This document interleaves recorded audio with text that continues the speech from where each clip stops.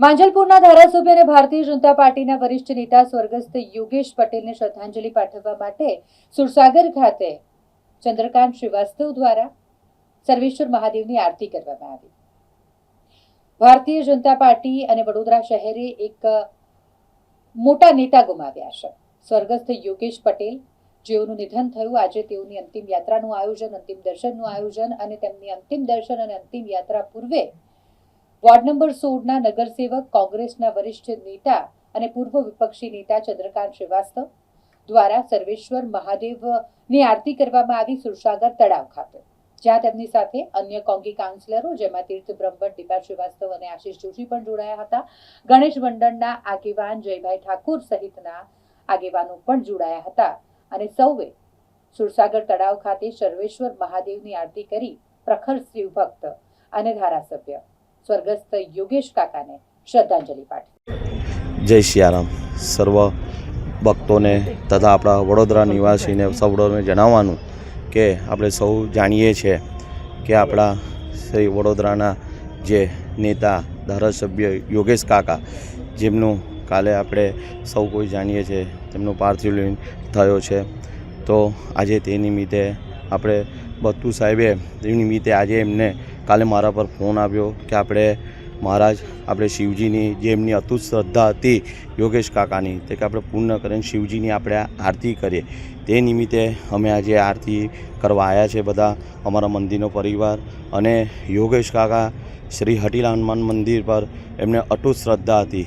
તે વર્ષોથી અમારા દાદાના ટાઈમથી તે અવારનવાર એક બી દિવસ પડે નહીં અને દર્શન માટે આવતા હતા અને એમનો દાદા પ્રત્યે પૂર્ણ શ્રદ્ધા અને વિશ્વાસ હતો અને એ વિશ્વાસથી છેલ્લા ટાઈમ બી મને એ કહીને ગયા કે મહારાજ, હું ચારધામ જવાનો છું કે છે, તો મેં કીધું સાહેબ તમે જાઓ તો મને અચૂક જણાવજો, તો કે સારું। અને આ સમાચાર મને જ્યારે મળ્યા ત્યારે મને બહુ જ દુઃખ થયું છે।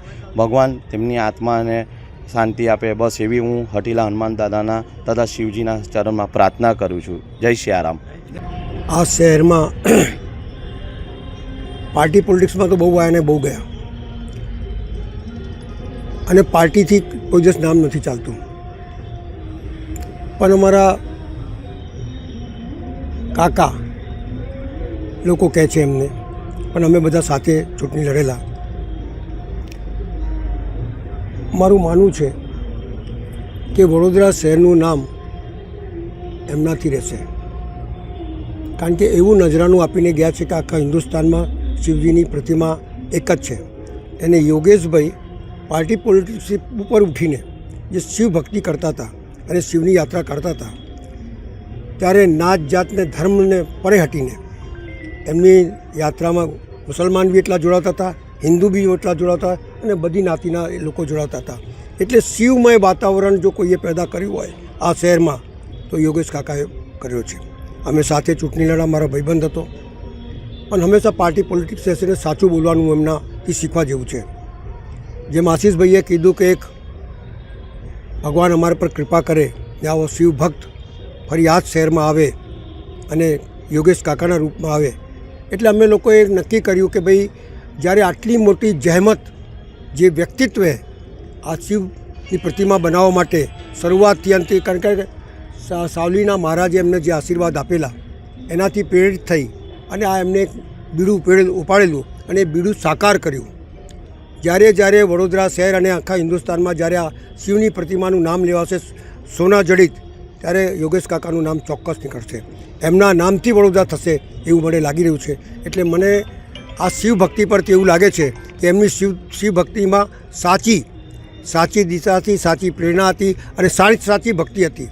લોકો ભક્તિ માટે કરે છે, પણ એ સાચી ભક્તિ સાકાર કરી બતાડી, એમનું નામ યોગેશભાઈ છે। આજે ભગવાન એમના ચરણોમાં એમને સ્થાન આપે, એમને એવું સ્થાન મળે કે નર્ક અને સ્વર્ગ હોય છે, અને નર્ક અને સ્વર્ગ કરતાં પણ ઉપર દિશામાં જાય, ભગવાનથી પ્રાર્થના કરીએ છીએ અને એમને વંદન કરીએ છીએ, નમન કરીએ છીએ અને એમના પરિવારને આ દુઃખ સહન કરવાની શક્તિ આપે અને એમનો પરિવાર ખૂબ આગળ વધે એવી ભગવાનથી પ્રાર્થના કરીએ છીએ।